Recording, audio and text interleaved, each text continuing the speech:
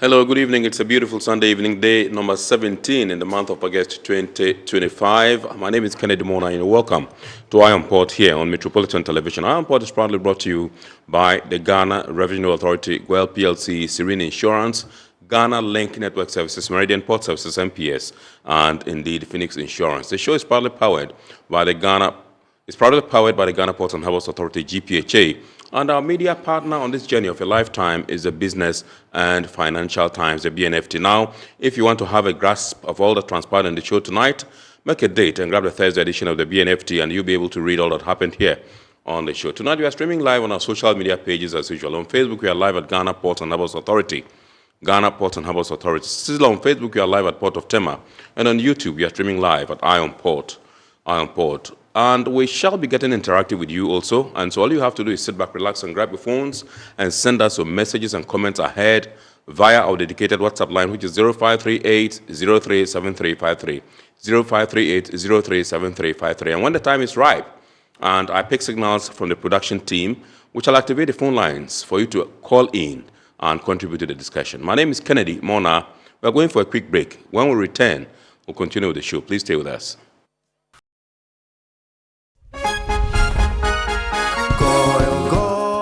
Energy brings you quality choices with Goil Super XP. Available in many Goil stations nationwide. It is fortified with special additives that help your engine perform better and use less fuel.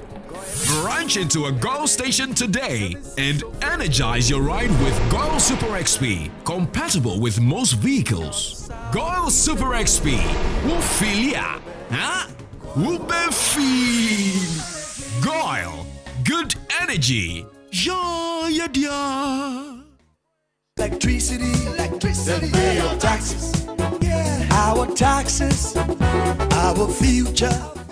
Because you see, without our taxes, we wouldn't have good roads, good schools, better hospitals, street lights, and other very important social amenities. When we pay our taxes, we give our children free and quality education. Talga, my money too small. Why should I pay my tax? Look, small. Salifo, it doesn't matter how small or big your business or income is. You still have to pay your taxes.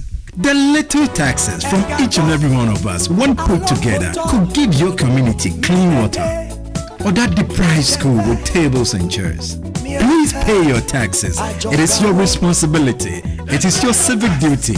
It is the law. Welcome to today's edition of Serene Insurance Business News. We present to you Serena. You're right.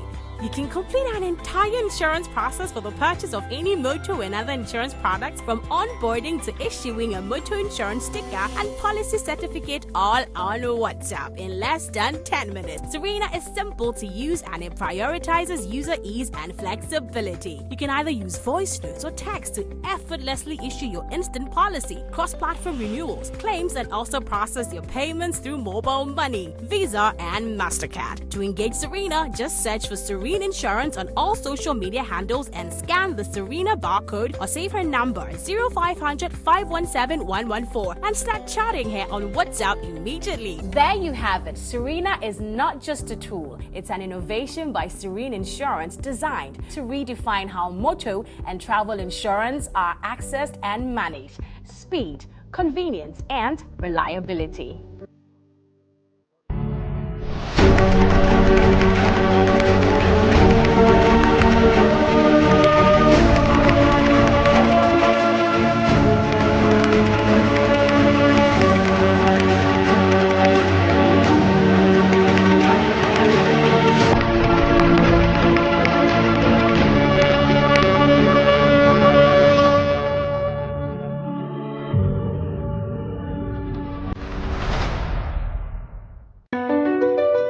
MPS Terminal 3 is Africa's new state-of-the-art container terminal at Tema Port.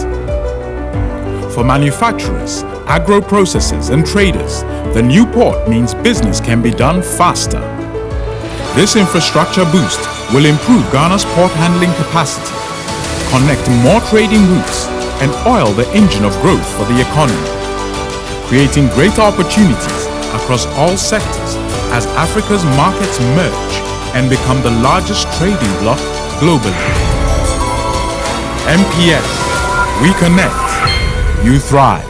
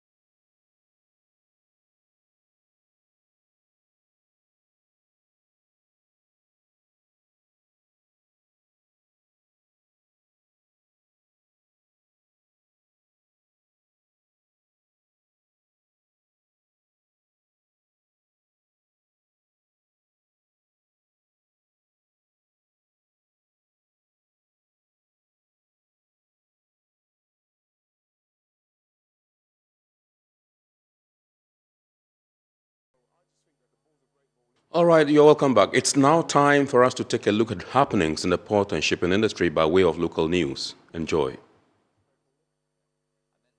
A 45-member delegation from Nigeria's elite Defense Intelligence College, currently undertaking the 2025 Advanced Defense Intelligence Officers course, has paid a working visit to the port of Tema as part of a study tour to Ghana. The group, led by Commandant Rear Admiral P.E.Effa, was received by the Tema Port Security Manager, Colonel Daniel Atobra Bonda, alongside other top management officials of the Ghana Ports and Harbours Authority. During the engagement, GPHA's Marketing and Corporate Affairs Manager, Nana A.C. Soderberg, delivered a presentation on the authority's operations, highlighting the strategic role of Tema Port in facilitating trade and supporting Ghana's economy. Colonel Bonda outlined specific security interventions being implemented in collaboration with other security agencies to safeguard Ghana's ports, anchorages, and territorial waters.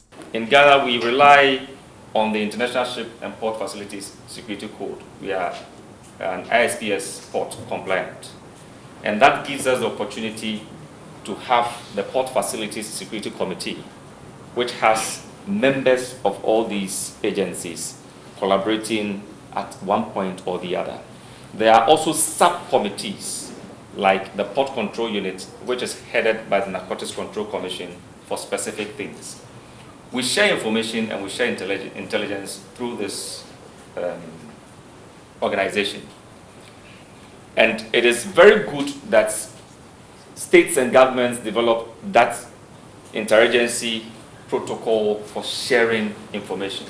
Rear Admiral Effa told Iron Port that the visit forms part of the college's efforts to strengthen shared interest in defense operations within West Africa, adding that he was pleased with the application of international security protocols at Ghana's ports. Port security, almost world over, is basically, a lot of ports have adopted the ISPS code. And once you begin to change and to adopt that, then the layup in most ports are similar. So it's heartwarming to know that the Ghanaian port is working with international standards. So that's just what I want to say, that look, they've complied with international standards. Everything is good, everything is smooth. And the fact that they also monitor their harbor, the anchorage areas, using cameras, drones, and other forms of technology, is also heartwarming. So I just give it to them and I say, well done, keep it up. The visit to Tema Port follows a series of engagements with other maritime security actors such as the Ghana Navy and Ghana Maritime Authority, all geared toward enhancing know-how and skills of security personnel operating along the Gulf of Guinea. The Ghana Ports and Harbours Authority continues to prioritize capacity building as a cornerstone of its strategy to develop a highly skilled workforce capable of responding to the evolving demands of the maritime industry. As part of this commitment, the authority has sustained its investment in the UNCTAD Trainfortrade program, a globally recognized capacity building initiative designed to equip future port managers with the knowledge and skills to address emerging challenges and seize new opportunities in the sector. The fourth module of Cycle 6, themed Challenges of Sustainable Port, concluded in Tema with 15 participants, all drawn from GPHA across both the Port of Tema and the Port of Takoradi. Over the course of the week, participants explored critical areas such as climate change adaptation, health and safety, environmental management, port security, quality management, corporate social responsibility, and the integration of smart port and digitalization concepts. Representing the Director General of GPHA at the opening ceremony, Engineer Stephen Ampiel, General Manager of the Tema Fishing Harbour, reaffirmed the authority's commitment to the program. Whilst we are building your capacity, we expect it to translate to the work that you do in your everyday activity, in your everyday work. We expect to see more collaboration with your team members on the work floor, with your supervisors, with your managers, and find ways to share the ideas that you are coming to get from here. UNCTAD expert and course facilitator Paul Hayes said senior leadership at UNCTAD is pleased with GPHA's commitment to the program and is equally pleased to contribute towards bringing participants up to speed with best industry practices in the sector. I bring the best wishes from Mark Assad and the team in Geneva from UNCTAD. I know they are really impressed with the way Ghana has facilitated this course, and we're on Cycle 6 now, and this is a great opportunity for each of US delegates to gain this knowledge on this internationally recognized course. Facilitated by UNCTAD experts alongside resource persons from within GPHA, the module also examined future-proofing strategies for ports through the adoption of innovative technologies, environmental stewardship, and socially responsible policies. A delegation from the University of Ghana, Legon, comprising students from the Masters in Maritime Law, Masters in Ocean Governance, and Masters in Natural Resource Law programs, has visited the Port of Tema for a practical learning experience. The educational tour was aimed at giving the students direct exposure to port operations, allowing them to connect the theoretical concepts taught in the classroom with the realities of the maritime industry. Course facilitator and renowned maritime law expert, Dr. Emmanuel Kofimbia, told Ion Port that such visits were crucial in shaping well-rounded professionals. The idea of bringing them here is for them to have an operational orientation or a more practical orientation to what we are doing by way of theory in the class. He also touched on emerging trends in maritime law and adjudication, which he believes are essential for today's practitioners. If you take the container ship behind us, you will find out that a lot of the containers are stacked on deck. You know, hitherto cargo which was stacked on deck and stated as such in the bill of lading were not regarded as cargo. Today, however, a lot of the cargo in containers is stacked on deck, and therefore deck cargo is within the ambit of the rules. So it gives a better appreciation. Executive Director of the Center for International Maritime Affairs, Ghana, and a student of the program, Albert Derek Fiatui, described the tour as a valuable complement to their academic work. You know, sometimes in Africa, our challenge is the fact that we go to school to learn things in the books. So we are more theory-based than practical-based. So opportunities like this makes people see firsthand what actually happens practically. And so when after school they are employed to work, they know exactly what they are supposed to do. Another participant, Deladem Chagli, also shared her impressions, noting that practical orientation would greatly enhance their understanding of the subject matter. It practicalizes a lot of the things that we've learned, and I think this is something that almost all Ghanaians should know because we import things in Ghana. During their visit, the group toured the Port of Tema's 3 main operational terminals, observing at first hand the berthing of ships as well as cargo loading and offloading operations. All right, so those were happenings in the port and shipping industry over the last week by way of local news. We're now going for the word or phrase of the day. And remember, the word or phrase of the day segment has been fashioned to bring you up to speed with the terminologies and jargons we use in the shipping industry. Today's phrase is zero-emission vessel. Zero-emission vessel.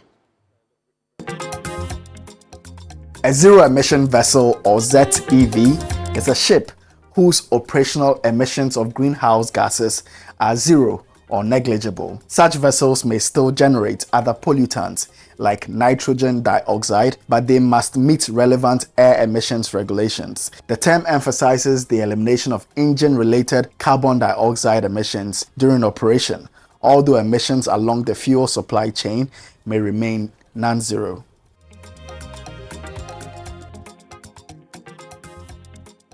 And now straight onto the health and safety tip for the week. And this week we're talking about site assessment. Site assessment. Site assessment. A site assessment is the thorough observation, recording, compilation, and organization of all the existing conditions that are present at or affect the design and function of a piece of property. Assess the site for potential hazards like exposed wires or faulty circuits. This would minimize on-site risks and delays. Enhance efficiency by ensuring all necessary resources are available and provides a clear picture of the scope of work.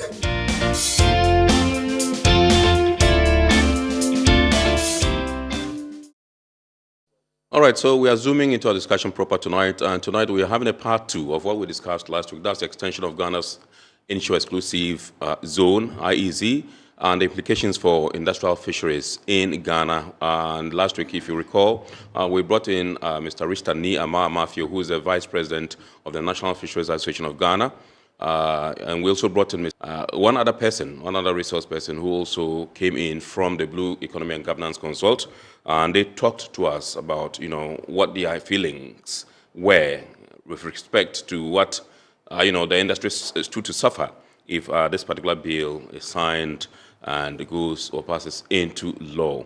Now, today we've decided to rope in the Ghana National Canoe Fishermen Council to also share some perspectives on what they think, about this particular extension of Ghana's inshore exclusive zone. And so with us today, again, will be Mr. Ristani Amar-Matthew, the Vice President of the National Fisheries Association of Ghana. Good evening, sir, and welcome. Good evening, Ken. Absolutely. We are glad to have you again. And also in the studios tonight is Mr. Jojo Solomon, who is the President of the Ghana National Canoe Fishermen Council. That's GNCFC. Good evening, sir, and welcome. Absolutely. We are glad to have you. Yes, so let me come to you, Mr. Matthew, for you to give us perhaps a recap of, what happened last week, some of the sentiments and concerns you raised. I mean, I vividly recall the fact that, yes, you indicating that this was not going to be funny in terms of helping industrial fishing in Ghana, and the cost components and everything that goes with it, which seems not right. And your feeling is that this is not based on any scientific conclusions. And so if you can give us a recap, and then I'll come to Mr. Solomon for his initial take. Well, thank you. We raised the issue of even the substance of the law itself, yes, in the first place. That the bill in Section 40 had indicated that the minister, on the advice of the Commission and in consultation with the Ghana Maritime Authority and other stakeholders, yes, shall, by gazette, determine what an inshore exclusive zone should be. Right. So that was what the substantive law is, yes, or substantive provision in the bill, yes, is. And then that is interpreted at the interpretation session to mean 12 nautical miles. Yes. So the first thing we raise is that consultation to come by gazette cannot be interpreted to mean a fixed value of 12 nautical miles. Right. So there is some discrepancy between what the bill is saying in the substance of the law, yes, and what it was interpreted to mean in the interpretation column. Right. Secondly, we raised issues about the process of engagement, and that at the last engagement with the Select Committee of Parliament, for which meeting the Honorable Minister was present, the subject was raised. From the position of the industrial sector, we raised issues that that was not too good, and that the reason they were pushing for that bill, that vessels, industrial vessels were making incursions into the IEZ could not be verified, because all industrial vessels are hooked onto vessel monitoring systems. And so every vessel is monitored, and not just by the Fisheries Commission, but also by Ghana Maritime Authority and the Ghana Navy. And at any point they make such incursions, they commit an offense. And so there should be some data on those that had committed offenses. And that the complaints that they may be having from our brothers in the canoe sector may be as a result of the fact that the law talks about 30-meter contour depth isobath, or 6 nautical mile, whichever is further. So if the vessel gets to a 30-meter contour depth isobath, and then meet a 6 nautical mile, what is applicable at the time is the 6 nautical mile it meets. Now, if a canoe goes further than the 6 nautical miles to meet another 30-meter contour depth isobath, it may not have taken into consideration the initial 30-meter depth. And because they only measure the depth, they may say that the vessel is fishing within the 30-meter contour depth. Meanwhile, the vessel may have already passed the 30-meter contour depth. And so the 6 nautical miles become the feather, which is applicable. And in that situation, the VMS is unable to hold the vessel for committing an offense. The other issue is that at the meeting, I remember very well when we raised the issue, because it became a bit an issue that we're debating. The last person I heard speak to the subject was Dr. Angela Lamte, when she said that coming up with an IEZ requires a bit more of scientific study. So we should leave the matter for further scientific study, in order that we are sure of exactly what we were doing. Then we raised the issue of understanding our maritime domain. And I remember saying that we have our maritime domain, the EEZ, the entire 200 nautical miles, divided into territorial sea. We have first the inland waters, then we have the territorial sea, which is 12 nautical miles from the baseline. Then the contiguous zone, which is 24 nautical miles. And then the EEZ, which is up to 200 nautical miles. And then if we have an extension, the continental shelf may be extended to 350 nautical miles. Now, the territorial sea is defined as part of our territory, our boundaries. And all flag vessels, because I tried to explain that Ghana has flag vessels, and the flag vessels are nationals of Ghana, just like you have local companies. And so to now say that flag vessels, which are nationals of Ghana, can no longer fish within the Ghanaian territory, and that they should go outside of the Ghanaian territory, is discriminatory. It is like saying that you have a company in Ghana, but that company cannot operate within the boundaries of the land. And that is not too good. That is discriminatory. So we also said we are being taken out of the jurisdiction of the country in terms of our boundaries. Then we raised the issue of what it means to do bottom trawling, because the law is that, so we are basically talking about trawling and tuna vessels. So for the trawling, the law is that every trawl vessel must do bottom trawl. Now, if you take the vessels beyond 12 nautical miles, we need to have a clear appreciation of what the depth is. And if you know the depth, you probably may realize that what we call the head rope may not be long enough to touch ground when they are fishing. You may not even know the current situation within that sector, that area. The gear regime had been reviewed, and the opening had so much been reduced. And you'll be wondering if the gear may be able to effectively fish, because everything about fishing is a gear. Whether the gear would be able to fish within those depths. And the vessel itself, by law, all our trawl vessels are 300 nautical miles maximum. On the average, we have about 300 GLT, gross registered tonnage.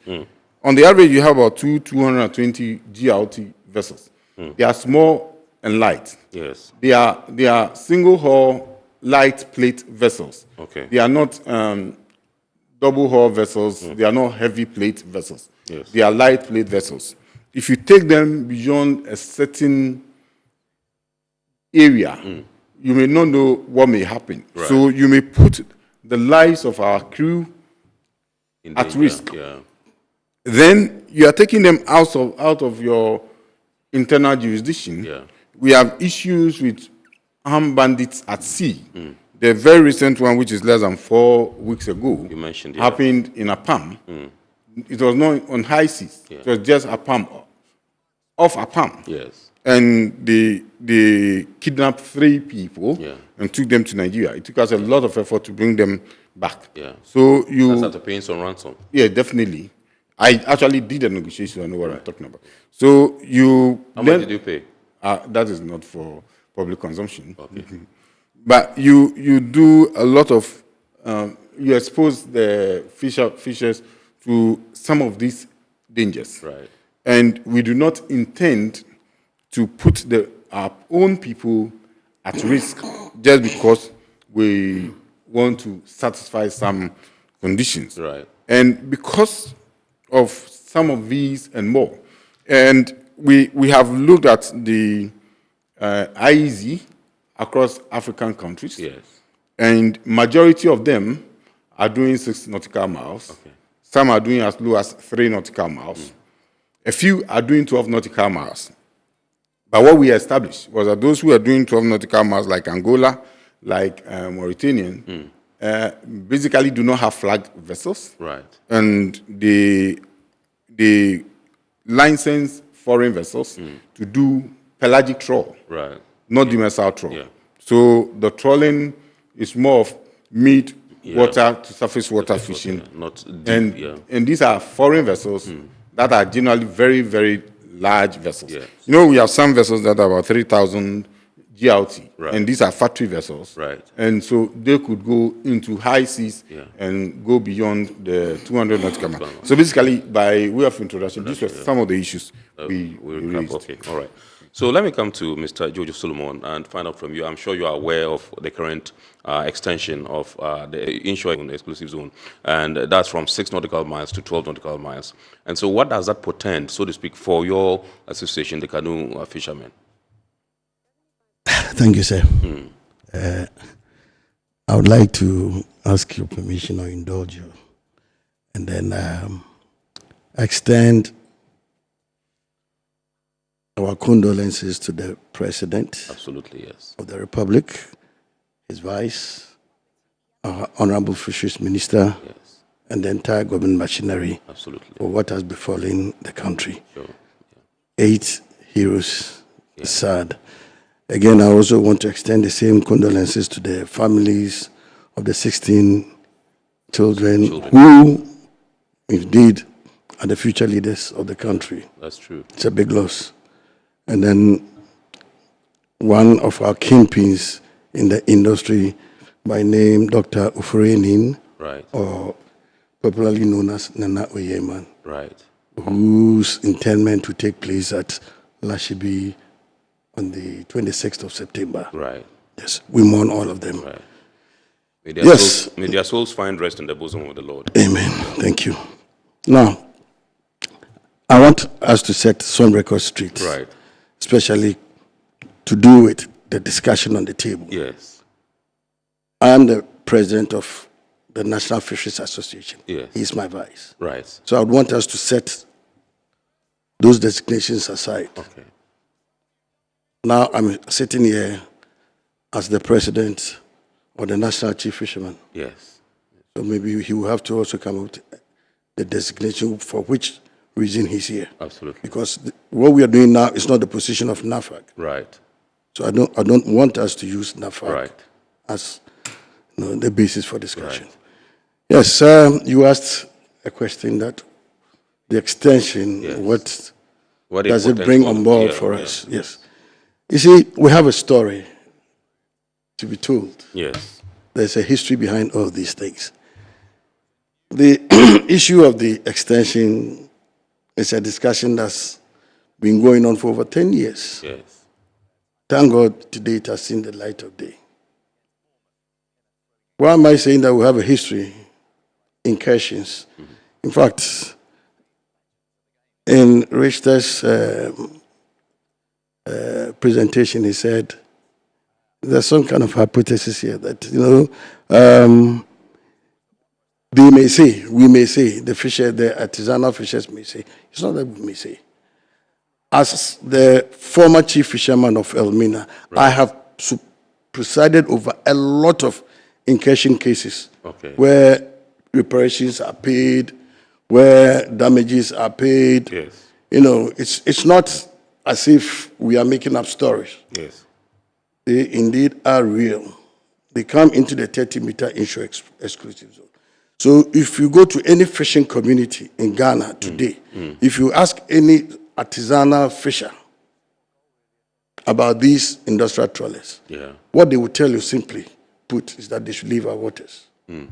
But, we have an international law-binding trade and other That was what I was going to ask. Even Absolutely. if they're flying the Ghana. No, yes, but from where we are coming from, especially when we are subsistence or artisanal, traditional fishers, it's a way of life, you understand? It's a livelihood issue we are talking about here. Yes. And over so many years, we've had issues with these trolleys. Right. And so what we'll normally do is that if they can't leave, then we should push them back. Right. Without any recourse to science. I don't know what science informed the 6 nautical miles. I don't know. Right. But I also don't know, I'm not also basing our extension on science. Right. But on activities of these trawlers. Right. This is an industry that takes care of over 3 million livelihoods, over 10% of the population. Yeah, I was going to ask you what your size is, what your number is. Yes. In terms of canoe fishermen. The fishers themselves, if we have about 14,000 canoes, right. On the average, on the low side, we are looking about 10 per canoe, so we're looking at about 140,000 fishers. But those along the value chain, we are up to about 3 million. Okay. You understand? When it comes to the issue of job creation, we create our own jobs. Okay. Jobs hitherto government should supply. Right. Again, when it comes to food security, every average home can afford a finger or two fish to balance the protein and the carbohydrates. And therefore, this is an industry that we cannot superintend its collapse, period. Now, looking at our next door, things that has happened as a result of the introduction of oil and gas, if care is not taken, and this industry that takes care of over 3 million livelihoods collapses, national security will be an issue. Social vices will be an issue. Even when it hasn't collapsed, you hear sex for fish, this for that. So many things are happening. Drugs are channeled through the pirates. Sometimes come for enforcement from some of these communities and stuff like that. So, you see, it is a critical industry that we must protect. Now, if we are asking that they should go back, it's not because we want another subsector to collapse. No, that is not the issue. We all met with the Parliamentary Select Committee, like he rightly said. The minister was present. It was the final validation. I stood on the floor of the House and I asked for the extension. I didn't see anybody pushing back or countering what the request we made. Yeah. So it would be very unfortunate to put the Honorable Minister of the Parliamentary Select Committee on the spot here. Wouldn't be fair. Because it was an open forum. I don't think he was explicit. It was because I have had the opportunity. I wasn't here the last year. I've had the opportunity to look at and listen to what happened. Yes. There's some people sit in the comfort of their offices and then just append their signatures to these things. So for me, I think it's a little bit unfortunate. When we realized that, they were coming with issues and stuff, and as the president of all the fisher associations, I felt that let's go to the minister and see if we can do further interrogation into because it is not our desire to collapse one subsector for another one to survive.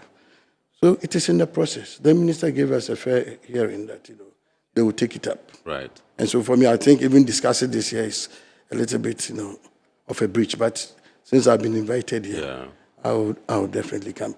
Some of these things, I believe, should be for internal discussions. You understand? Except for the fact that if the minister had said no, then now we'll all be on the rampage, seeking what, we require, we desire. Yes. But for us, after that validation, this thing to workshop, to hear that some of us are writing to the Speaker of Parliament, they are going to meet the Parliamentary Select Committee, or they've gone to the office of the Chief of Staff, they are writing the presidency. For me, it doesn't work that way. It doesn't really, really work that way. Because there's always a cause and effect syndrome. Fishermen do not know anything about isobat, 30-meter insurance, these things. And I listened to the first tape, and Richard rightly said that UNCLOS demarcates the IEZ. It's a global thing. It's an international thing. So if it is an international thing, and then the same team sits here to say that some people think that some fish in the water belongs to them. If 30-meter inshore exclusive zone has been demarcated for small-scale fishers or artisanal fishers, so to speak, then the fish there, it hasn't been demarcated that we use it as a swimming pool. The resource there belongs to us, period. That is why globally it is called the people's fish. If you sit here and tell me that Ghana, we do not manufacture vessels and therefore we go and bring some people from where who have the vessels to come and harvest the fish, and the fish doesn't go anywhere, it still belongs to Ghanaians, they leave the Ghanaians to harvest their own fish. We haven't said that, we cannot harvest our fish. And even harvesting all this fish, we still have a fish deficit of this kind, so we do importation. So for me, all these jargons about, for me, I think that if we're all, and you see, the most unfortunate thing is that as I speak, and as the head of the president of NAFAG, I've had the occasion to even go to the research to go and have issues with them, discuss issues with them, because these vessels are still landing anchovies, small pelagics. So if you sit here to say that nets have been reduced, they're still doing the bad things out there. So we are actually skeptical and suspicious of them. And if you ask me, truly and true be told, Ufi, Pete, or you might be better. Then leave Ghanaians to actually do the bad things in the water. At least they will have some kind of conscience that, look, my grandchildren are coming. If you're going to bring people from outside, because in the name of the fact that we don't manufacture vessels, so vessels will come from outside and can harvest it, they are not taking it, they are giving it to us. From it's neither here nor there. Right, let me find out from you. You mentioned in your earlier submission the fact that, yes, this issue has lingered on for more than 10 years. And what are the actual issues? The actual issue is that, you see, these vessels are predominantly looking for export fish, cuttlefish, squid, prawns, you name them. And they are low in the IEZ continental shelf. You understand? And over the years, they've destroyed the seabeds with the big metal boats that trawl the seabed. They have destroyed the habitats of the fish where they spawn, the weeds, the rocks, you name them. And so they have very little to catch unless they come within the area designated. And the IEZ, there's no trawling. And that is where the export fish is. So the incursions. So they come, they switch off their lights, and in the course of that, they destroy the gears, and sometimes once some of these canoes over, we've lost a lot of gallant fishermen as a result. It is a nightmare. This particular subsector is a nightmare, but we are dealing with it. So for them to be running helter-skelter, go to parliament, writing to do, we all can write English. If I can't, I'll write in my native language, and I believe that since they are Ghanaians, it will be interpreted to them, or they can read. But I think we should be able to coexist. You understand? So mine is that it is a cause and effect syndrome. That is what has actually informed the extension. Right. They should take it or leave it. Right. So and that if they are going to, and you see, the president is aware. So in his campaign, he said that, look, there won't be closed season for you, the artisanals. Those who are doing the bad things are the trawlers. If I remember. And so at least he has some amount or level of information as to your activities out there. So we don't come and sit here. And this platform is supposed to be is supposed to inform, educate, and entertain. Yes.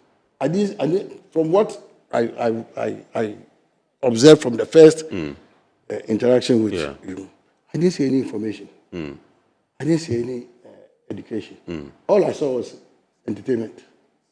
I see. Okay, so you said, and then again, the issue with the pirates. Tuna has nothing to do with the IEZ. Yeah. Honestly, I mean, because they go to Brazil, they are way out there. You understand? Yeah.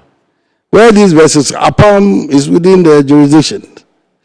So whether they are out there, so why aren't they attacking the tuna vessels who go to Brazil and then so the issue of when you push them beyond the 12 nautical miles, then you are exposing them to piracy. It's also neither here nor there. It's neither here nor there at all. So I would want to stick with you a little more before I cross over to Mr. Mafia. I'm sure he's taking notes. You said that some of the trawlers ran over some of your canoes, and that is a rampant feature. I just want to find out how. But your assertion that when you watched the first video, there was nothing informative, there was nothing educative, it was entertainment. I don't know what your definition of information and education is. But, we found an area where we found a topic that we thought that was of interest to the nation, and so we sought to bring it up and bring those responsible. For instance, you mentioned the fact that yes, they wrote to various courts seeking redress and all that, and so we thought that we should elicit from them what their concerns are. Let them tell us what the issues are. And so if you describe it that way, I'm sure you are not being fair to us. If you say you didn't see anything informative, anything educative, it was only entertainment. That's not a fair comment. Why I'm saying this is that if in one breath you tell me that these vessels are fishing and they're not taking the fish anyway, they bring it to us Ghanaians. Who requested that? Foreigners. In Ghana, it is not allowed for any foreigner to own a vessel, let alone go and bring them to come and fish for us. Right. Who says we can't fish? Since the days of Kwame Nkrumah, we are the State Fishing Corporation. Who are fishing, you understand? Right. So if you tell me that, I see it as a funny story that you are making. Two, if trawlers go as far as to Brazil, and the pirates out there, that if you tell me that if we are asking these people to go beyond 12 nautical miles, it means we are exposing them to pirates. For me, I see it also as for anything that makes me funny is entertainment. That is where I'm coming from. You understand? So for me, I think, like I said, I began by saying that we have a story. Yeah. We are coming from somewhere. Yes. A place where we've had these people actually rape our IEZ for a long time. Yes. Finally, after so many years, we are getting answers. Okay, so let me. I asked you the question about running over some of your canoes and all. Yeah. How, but I don't know. Do you normally report on these incidents? Yes. Okay. And I have served on the Fisheries Commission board for one term. On this second term, I'm also on the board. And in arbitrations, so many of these things. As I speak right now, currently, there are some issues that we have to even go and settle. And as the chief fisherman of Elmina for so many years, these things were very rampant. So when you, if it's rampant, when you apprehend some of these things, what are some of the sanctions? Do you have the issues and? Oh yes, so sometimes they pay the damages, they pay for the canoe cost and then some of the lives and things that are lost. I think we have the records with the Fisheries Commission. It is not as if I'm saying it out of. There are facts and figures. Maybe they can be around 3. We'll bring Fisheries Commission and they will bring the data on these incursions. Right. So it's not. Right. So let me come to Mr. Niama Amafio. You've heard the issues raised by Mr. Jojo Solomon. I'm sure you were taking notes. So if you would respond before I move on with my next question. Yeah. Quite interesting. You see, I won't sit anywhere to say I'm a proper fisherman. Yeah. You've always said that. Yes, it's not. I started fishing with my cousins when I was in GHS1. Yeah. 11, 12 years. Yes. So there is no canoe fishing activity I do not know. I have sat in the smallest canoe. Yeah. That the one that you sail to fish. That's where I learned my fishing. Yes. I've sat in the poly fishing, and at least 80% of my cousins are fishermen. Right. The chief fisherman from Tema is from my family. So I am not new to the fishing industry. Yeah. The Canoe Owners Association in Tema, I formed it. Right. So the canoe fishing sector is not new to me. Right. So I won't sit anywhere for anybody to say things about the fishing industry as if I do not know. When we talk about the total contribution of the fishery sector, it's not just the canoe. Yeah. It's the entire fishery sector. Yeah. The tuna. And the tuna alone brings in over $200 million annually. Right. We were doing some $400 million because we have almost all the pole and line vessels collapsed. Because we are not getting, we had issues with the canoe people over anchovies. Right. Basically, it led to the collapse of the pole and line sector. We've lost so much as a country from that. Now, the basic issue of accident at sea, I've seen my cousins, not fishing vessels. Yeah. You are in the port. Sometimes the merchant vessels run through fishing nets that are on their way, and they may not have seen them. Yeah. There have been instances where vessel is sailing, passing. Fishermen have their net at night. Yeah. There may not even be buoys on light on them. They run over them. In the morning, they go to the office and say, our net was here at night. The fishermen, the vessel ran over it, and we lost our net. And then the companies are compelled to pay because it was an accident at sea. I have done early fishing. We go fishing around 5, 6 p.m. We lay our net, we cast the net long. And so the net may be about 300, 400, sometimes 500 meters long. Right. And then it will be lying in the sea. We will be sleeping. By morning, 3 a.m., we start pulling to see if we have made some catches. Yeah. When the net is that long and the vessel runs over them, you may not see it. It doesn't mean that the vessel is fishing in the easy. Right. It means that the vessel is passing. Right. We need to differentiate between the vessel fishing in the IEZ and the vessel passing, and there is an accident at sea. Yeah. There are two distinct issues that we need to very issues of they are foreigners, take them out. I have 5 tuna vessels in my fleet that are Ghanaian flag in my company. We have 2 trawlers in our company that are Ghanaian flag. We have 2 Belize flag vessels that are tuna vessels. Yes. And then we have 2 pole and line vessels that we are not fishing because it is no longer profitable. Yes. So in my company, under my company, we have 9 vessels. Right. 7 of them are tuna vessels, 2 of which are foreign flagged. Yes. 2 of them are trawlers, and 2 of them are pole and line. So they are 11. Yes. We are not, the pole and lines are not working. Yeah. Now, by law, Ghanaians can charter a vessel. Ghanaians can acquire a vessel through hire purchase. Right. And Ghanaians can acquire a vessel as an outright sale. Right. This matter came up, it went to Yoko.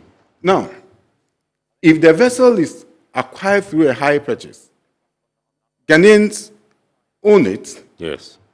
But the ownership is delayed until you have done your payment. Yes. The law, as it stands, allows for 25% foreign crew Yes. in a vessel. Yes. So, for instance, in all our tuna vessels, all the captains, 100%, are Koreans. Right. Because you don't have a single, when we've been raising, you don't have a single Ghanaian trained captain that could fish. We don't have them. The regional Maritime University train navigators. They don't train fishing captains. We've met them. We've even requested to have a tuna faculty. It's not been possible. Right. So if you do not have crew, and we have Ghanaians who are fishing in vessels in Scotland and other places, right, and it doesn't make the company foreign owned or Ghanaian owned. Right.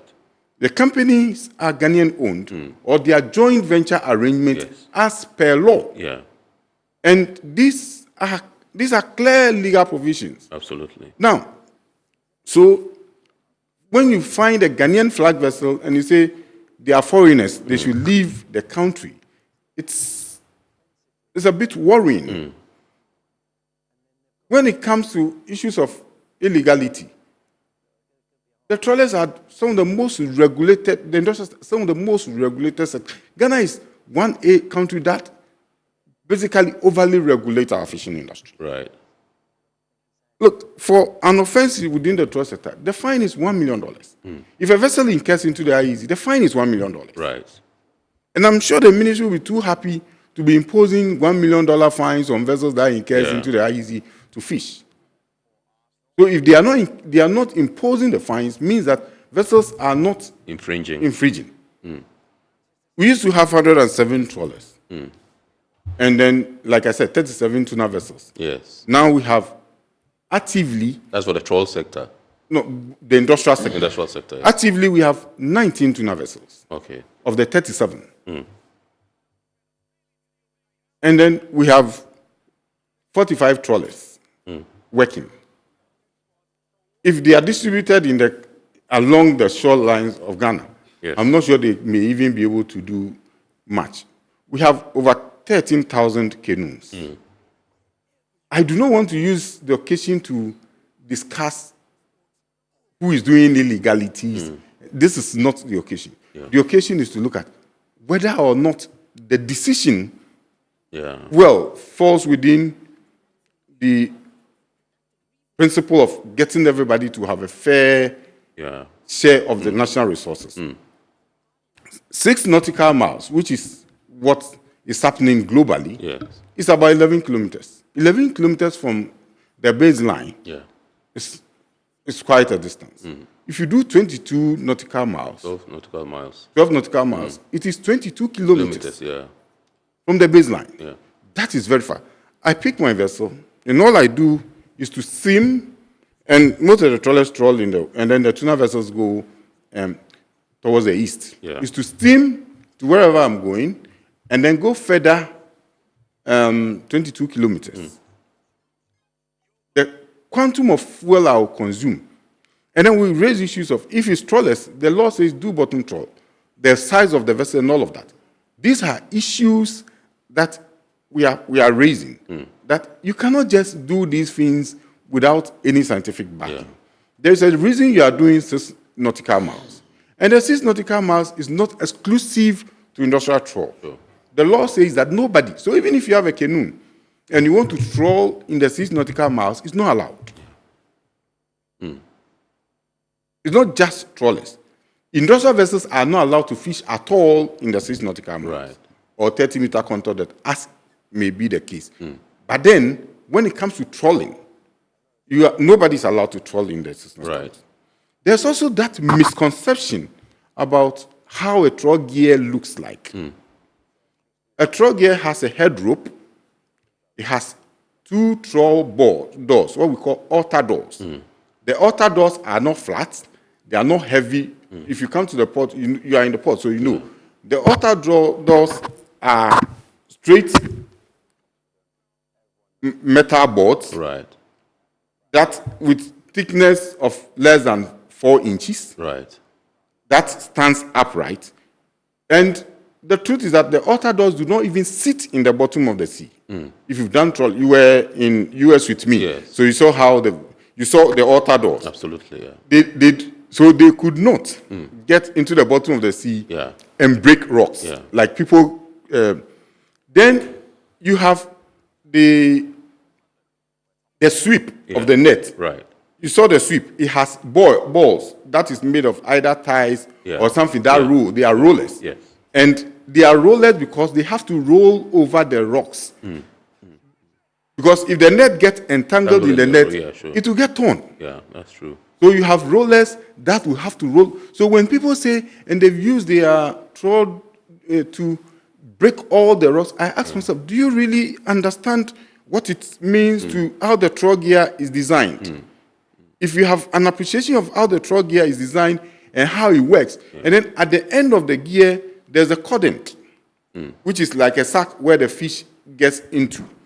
Now, if you design a proper trawl gear and you want to discriminate, you could introduce what we call square meshes when you have proper studied fish behavior properly.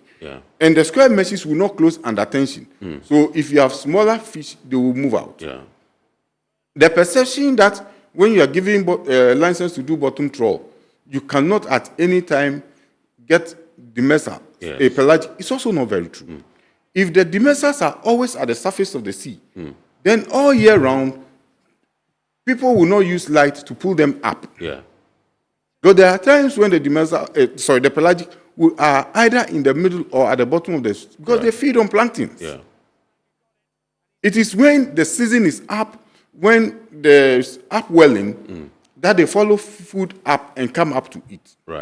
We need to understand I have a better understanding of how the fish behave, and then we will be able to clearly define what we are dealing with.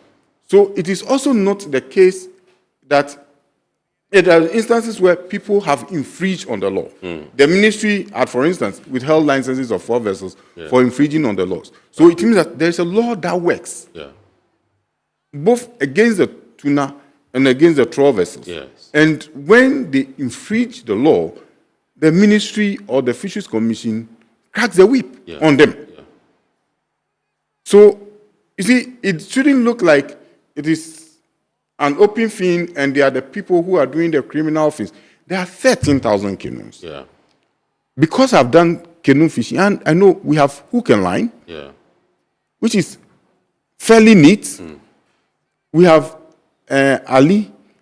It's basically collapsed because you don't have the target fish, the sardinella and the mackerel, the way we used to have them. Normally, the Ali fishing happens around May, June, July.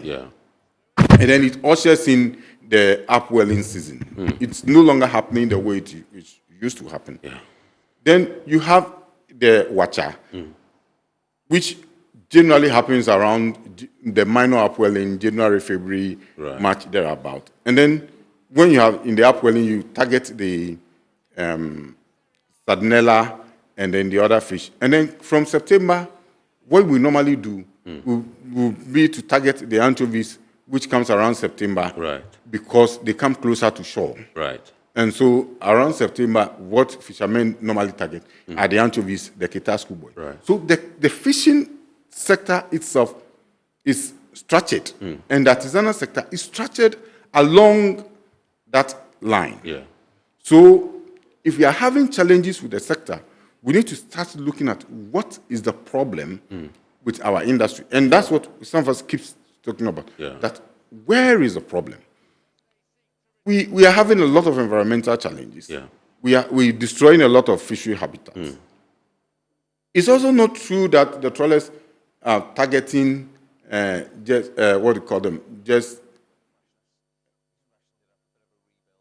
the cuttlefish, and we don't even have shrimpers in Ghana. So nobody is deliberately targeting shrimps. And most of our shrimps are in the east. Right. Because you have a lot of mangroves in the east. So most of our shrimps are in the east. But we don't have a single shrimper in Ghana. Right. So nobody is doing shrimping. We don't have scallops or shellfish. So you don't have scallop dredge. If you have scallop dredges in the country, you probably may say that they are a bit more destructive because they are heavy metals that are dragged. And I hope you saw a scallop dredge when we went to US. That are dragged. But we don't have scallops, so we don't have dredges in the country. We only have trawl nets. Right. And these are normal fishing nets with trawl doors that opens them. So we need to understand how the setup is. When it comes to the tuna sector, yes, the tuna sometimes go very far. The last issue with the pirates was not on a tuna vessel. It was on a trawl vessel. Right. Off a palm. Now, my tuna vessels had the incidents, the unfortunate situation of getting pirates hijacking it and taking 5 people, 3 Chinese, 1 Korean, and 1 Russian. Yes. One of the Poland Lines vessel, AP-70, they hijacked the captain, who was also the shareholder, and took him. And a number of them. So there's been hijacks for both tuna vessels and trawl vessels. Currently, the tuna vessels take armed guards on our vessels. The Navy provides armed guards on our vessels because our vessels are fairly large, and so we are able to take armed guards into our per-same vessels. When it comes to our pole and line vessels, we are unable to take armed guards because the vessels are not big. Because you need to create space for the Navy. They cannot just be in there. The trawlers are much smaller. And because they fish in internal waters, the issue of taking armed guards doesn't arise. Now, when you take them outside of the territory, now we have to now look for armed guards. Normally, the number of sailors the trawlers take, and if they have 30 sailors on the vessel, there may only be 3 or 4 Chinese. Normally, the captain, the chief engineer, the bosun, and the first officer are normally the foreigners you have on the vessel. All the others are Ghanaians. The reason the trawlers take a lot more fishermen is also because you need to sort out quickly before the sun comes up. Otherwise, all your fish will go bad. So you need to have a lot more hands for easy sorting. Now, and I have a lot of relatives who have migrated from, that's why they are limited education, from canoe to inshore to trawl, and some have moved into tuna. So we employ a substantial number of people.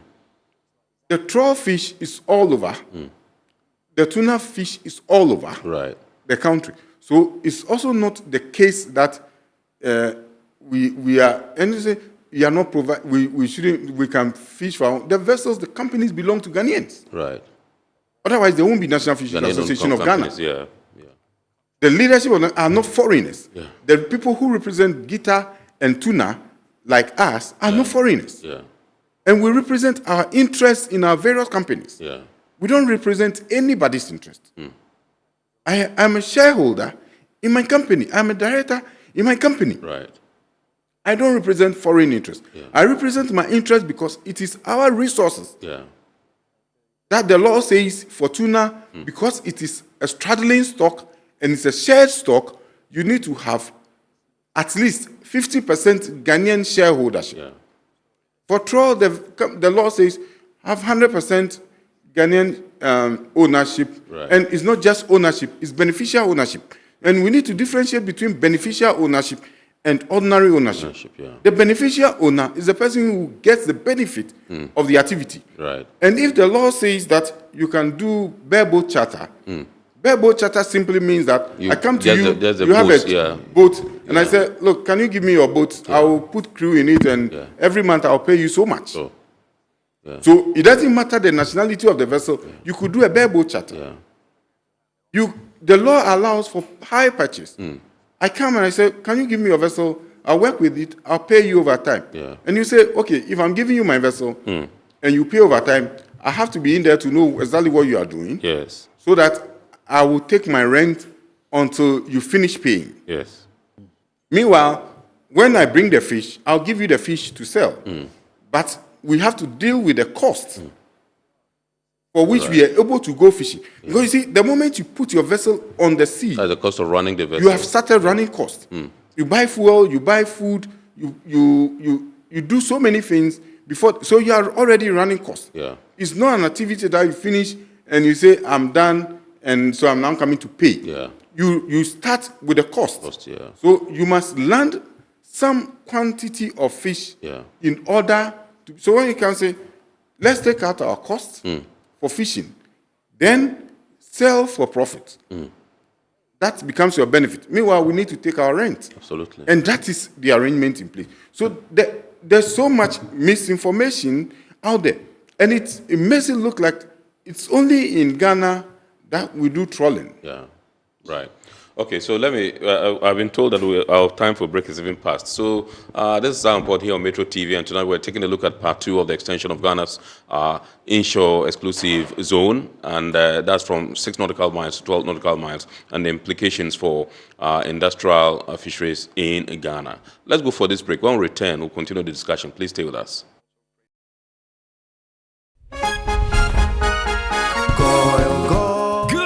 Energy brings you quality choices with Goil Super XP. Available in many Goil stations nationwide. It is fortified with special additives that help your engine perform better and use less fuel. Branch into a Goil station today and energize your ride with Goil Super XP, compatible with most vehicles. Goil Super XP will feel ya, huh? Will be feel. Goil, good energy. Yeah, yeah. Electricity, then pay your taxes. Our taxes, our future.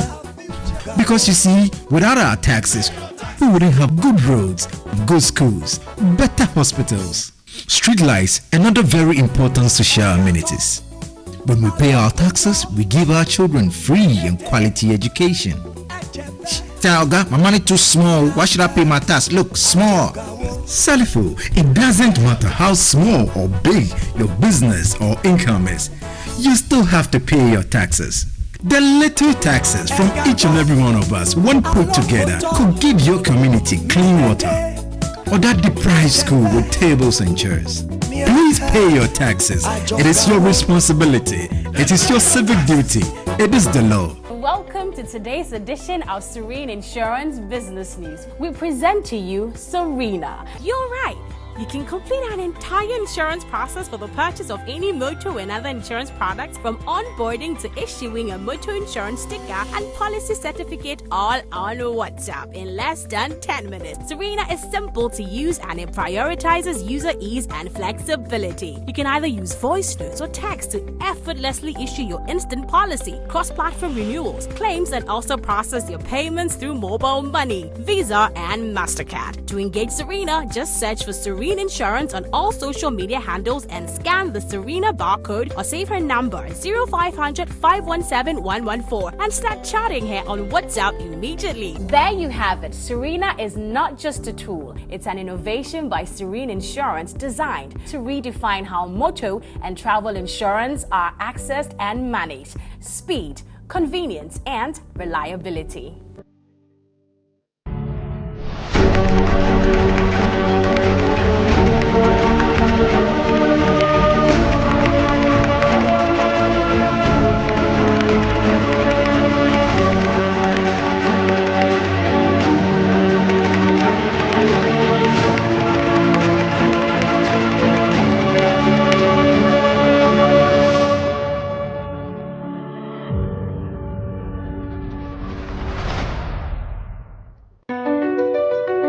MPS Terminal 3 is Africa's new state-of-the-art container terminal at Tema Port.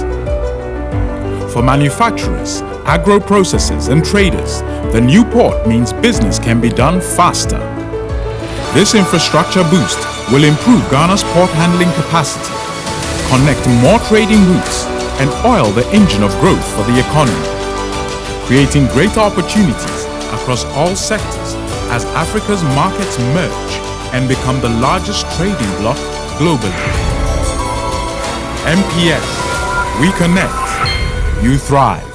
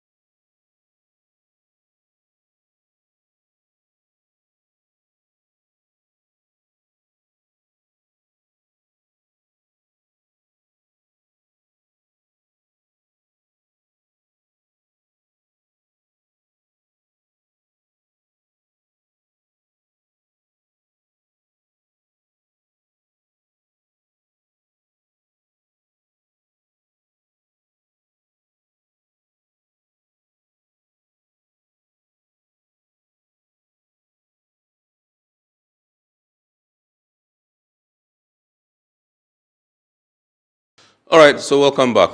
This is Simon Port. Remember, tonight we're taking a look at part 2 of the extension of Ghana's inshore exclusive zone from 6 nautical miles to 12 nautical miles.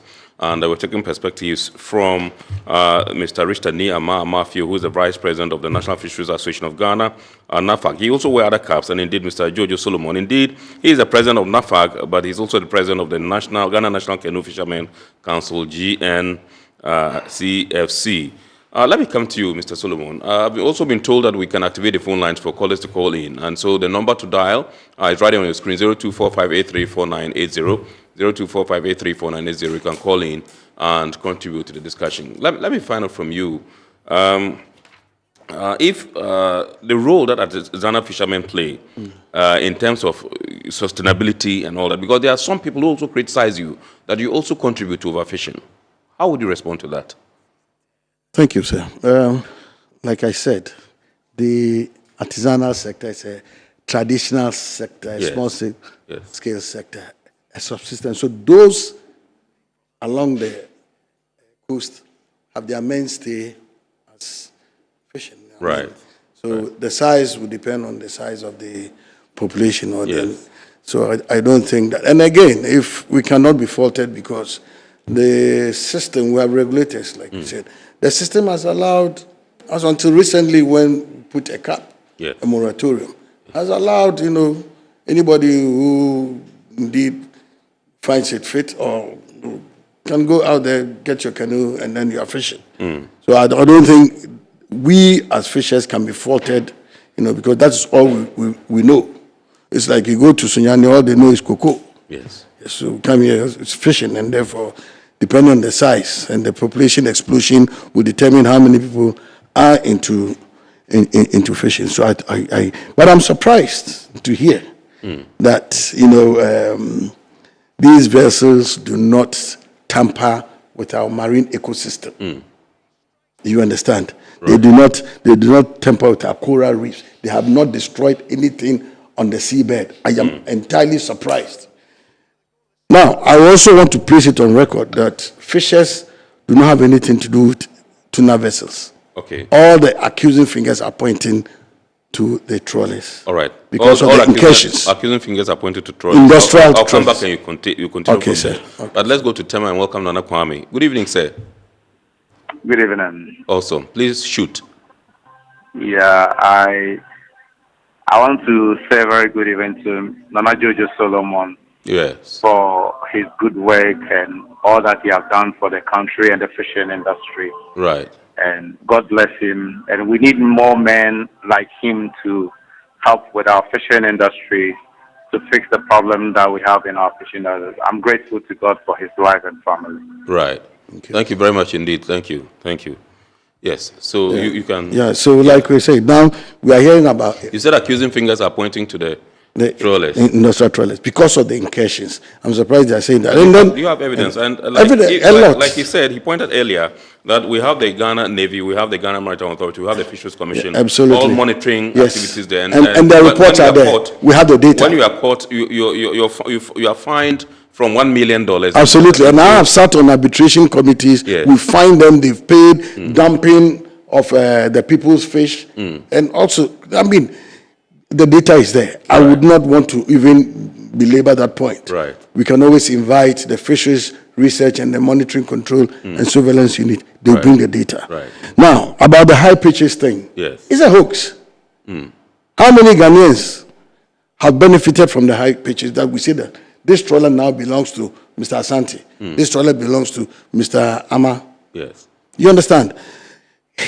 Why is Ghana suffering? The law requires that you have a joint, you can have a joint arrangement, joint partnership, 50%.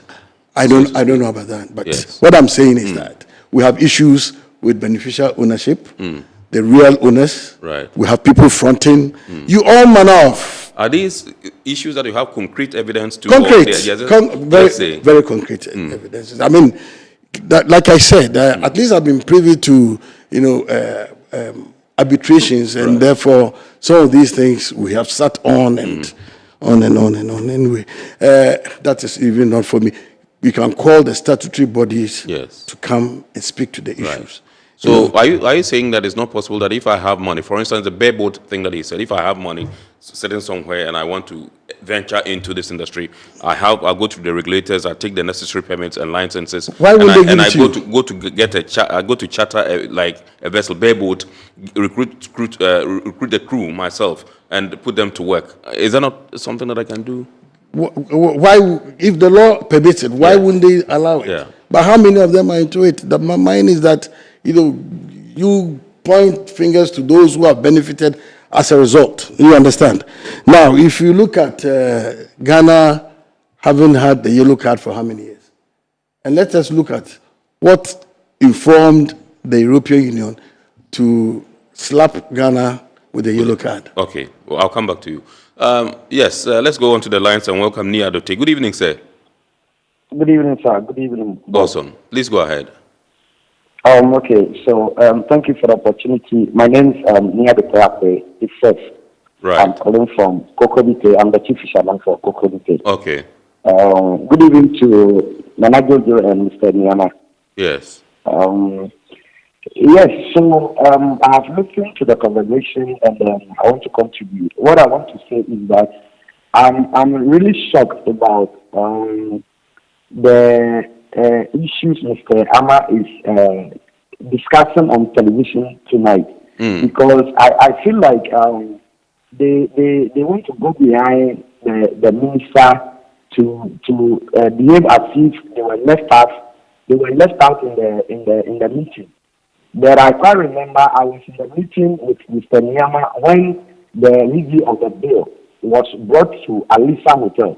And he knew all these things. He never mentioned that extending the Inshore exclusive zone from 6 nautical miles to 12 will be a source of worry to them. My brother, I want to tell you that small-scale fishers, we have suffered in the hands of these trawlers for long. And we thank God now the ministry has given us a listing here and they have extended the easy zone from 6 to 12. Even the 6, the trawlers do come to our territory and they fish at night. In the morning, then they will run back to their zone. So Mr. Aman shouldn't say his people have not been fishing in our zone. And they destroy a lot of nets and even cause life, like my president is saying. Ghana is not the only country that has been giving small fishers from 6 nautical miles to 12 nautical miles. Other countries have also done. So they should leave us alone and let us operate peacefully in our jurisdiction. Thank you so much. Thank you, Nia Dote. Yes, all right. So we are SSF, small-scale fishers. But as small as we are too big to ignore. Right. Because we are taking care of livelihoods, homes. We are providing protein content, animal protein, to the country to the tune of between 60 and 70%. You understand? Mine is that we are not saying all these things to allow the president to do something that will collapse another subsector. They are an important subsector yes. as well. They are important. But for them to start running helter-skelter, going to parliament, writing to the Speaker of Parliament, going to the Chief of Staff, going to the presidency, then we'll take them leg for leg, boot for boot. I promise you that. You take what? We'll take them leg for leg, boot for boot. Because you see, they are crying foul. They are playing victims here. Yeah. There's so much misinformation there. There's so much. If I tell you the bad things these people have done over the years, that he won't even concede one around this table. But these are things you just mentioned that are not done intentionally. Intentionally. Some of these things happen accidentally. AIS has captured all these things. I am telling you that you can call on the Fisheries Research and then the Monitoring Control, bring them around this table, and they'll give you data. Mr. Matthew, I would want to find out from you whether you see a potential for joint resource management agreements between yourself and the inshore fishers in the near future. I think that we need to understand something quite clearly, because you see, I'm not here to discuss what ills are happening in the artisanal sector or in the industrial sector, because there is a regulator whose responsibility is to regulate everything. Identify those, and the regulator, unless we are saying that, because I have a vessel that has an EMS, electronic monitoring system on it. Yes. I have a vessel that has a vessel monitoring system and has an observer. Right. You get it? Yes. I have a vessel that is observed every second of the day. Yeah, because you have an observer in there that and goes. Even the VMS, you see, the VMS doesn't shut off at night. By law, when your for any reason, your VMS goes off, you are required to do hourly reporting of your activity, and then you proceed straight to port. You don't stay at sea. Yeah. You see, because you were with us in the US. Yes. When you trawl and you do your sorting, there will be fish that will be left. Yes. In India, they have vessels that go around to pick those fish and they use them for other purposes. Right. In Ghana, we have a law that says you cannot dump, and when you land them too, it's an offense. Yes. So you need to now look at how the law is shaped. Right. So it's not just about saying that some people are, because like I said, I come from a typical fishing family. I've been in fishing in canoe and spent 3 days at sea. Yeah. I know everything that every canoe does. Yes. But this is not the forum to come and sit and talk about what canoes are doing, because you see, I had more of my family, 80% of my relatives are fishermen. Yeah. They own canoes. I have shares in some of them. Right. So this is not the time to come and sit here and be talking about the ills they do. Right. Because I can say, without any contradiction, that I was the first person to pick the fishing law and move from the Western region to the Volta region with Professor Rumuna Tuguma, then Dr. Rumuna Tuguma, and Atakesin, educating fishermen on what the fisheries law says, and the implication of their arts on fishing law. I was the first person who started advocacy against pair trawling and against light fishing. Right. So I am not the type who would sit and say, allow ills to happen. Yeah. But there is a specific thing that collapses some sectors of the sector. And we say, that is not what happens. Yeah. Look, we have 12,500 canoes. We have barely 1 minute to wrap up. So I was in Philippines. Yes. What we call artisanal canoe here are serious commercial canoes in Philippines. These are commercial canoes. They are not artisanal canoes. If we do reclassification today, a lot more than 70% of the canoes will fall under commercial canoes. But those are not the issues we are discussing. Right. What we are discussing is whether the law is fair to people. They attempt to make it look like, look, we were in a meeting. I made that proposal that we could not do the extension. Yes. I remember Dr. Angela Lamte say, let's wait for the science. Right. The final word from the Honorable Minister was the document was going to go to one Professor Chemeni, and that when he comes back, we would proceed. Right. Then you hear that the law is in Parliament under certificate of emergency. Yeah. I remember when the ministry wanted to increase our license fee to 200 It was an MP that called me. Yeah. And we spoke with them, and they held on. We went to meet with the president. We discussed what our issues were. Yeah. It's not the first time we would have to go back to Parliament and say, Parliament, hold on. Yeah. You are going to collapse us. Right. Because we felt that at the time, the 200, and we pay huge license fees. Absolutely. It's not like we fish for free. Right. Okay. You understand? So they attempt to make it look like we are some foreigners. Am I a foreigner? Yeah. No. Okay. In my company, I have Your 5 point is well vessels. made, yeah. I have 2 pole and line. I have 2 foreign flag vessels. Yes. We have 2 trawlers. Yeah. And you say I'm a foreigner. How am I a foreigner? I get it. All right, so this one is from Ni Tete Mate, Jamestown. It says, canoe fishermen have suffered for years. The 12 miles will finally give us a chance to survive. Abigail in Accra says, for me, food security should be the focus. How will this bill affect fish prices in the market? That's what I care about. Abe in Elmina says, this matter is not just about fishermen, it's about Ghana's blue economy. Leaders must be careful. And Stanley Nkaswa says, moving industrial vessels further out will increase fuel costs. Who will pay for that? Eventually, it's us, the consumers. Well, those are your comments, and would like to say big thanks. Yes, you just want... Yeah. So our time is up. Maybe just 1 second, and then we'll wrap up. Yeah. Like he said, he's not somebody who sit and superintend over all these illegalities. Yes. But what is happening? Yeah. What is happening? Why are we even suffering? We have very good people, smart people like this. Why are we even having yellow card issues with the international community and so on and so forth?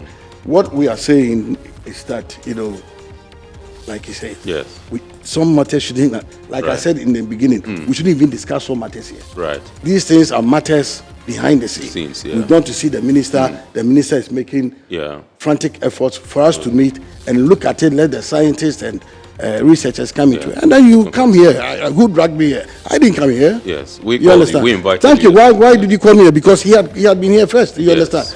And as my vice, even for him to come here without my knowledge is even another indictment. There'll be a query. That's also for another discussion. You understand? But then if you drag me anywhere in a public space, then we'll speak to the issues in public. All right. I think that they have concerns that they have raised, Let and me they've gone to the court. Let me make one last point. Yes. You see, this is not the first time Ghana is having a yellow card. The first time Ghana had a yellow card was not about the trawlers. It was about the tuna sector. Right. This time it's about the trawler. Yes. And I told somebody, if the EU decide to look at the illegalities in the artisanal sector and slap a yellow card, we may not be able to come out of it. Right. With the trawlers, the reason they raised the yellow card was transshipment at sea. Right. It's been resolved. Right. The issue of the law has nothing to do with the trawlers. Absolutely. But if we decide that today, because of illegalities in the artisanal sector, we are slapping the yellow card, the way we are going about things, it's worse than the galamsey. We may not be able to go out. Okay. All right. So, viewers, this is how we draw the curtain on this week's edition of Our Import here on Metropolitan Television. We've been discussing the extension of Ghana's inshore exclusive zone from 6 nautical miles to 12 nautical miles. With us in the studios have been Mr. Rista Ni Amafio, who is the Vice President of the National Fisheries Association of Ghana, NAFAG, and Nana Jojo Solomon, President, Ghana National Canoe Fishermen Council. He's also the President of NAFAG as well. Thank you very much indeed, sirs, for making a date. We entreat you to watch the abridged version of Our Import on Wednesday at 8:30 p.m. on Ghana Television GTV. We say big thanks to our sponsors, Ghana Revenue Authority, Guel PLC, Serene Insurance, Ghana Link Network Services, Meridian Port Services, MPS, and indeed Phoenix Insurance. Remember, the show is powered by the Ghana Ports and Harbours Authority, GPHA. God willing, next week we shall bounce back with another wonderful edition of your favorite Our Import program. My name is Kennedy Mona. Thank you so much for choosing us. Keep watching the rest of our programs here, and God willing, next week we'll see you again. Have a super week and blessed week ahead.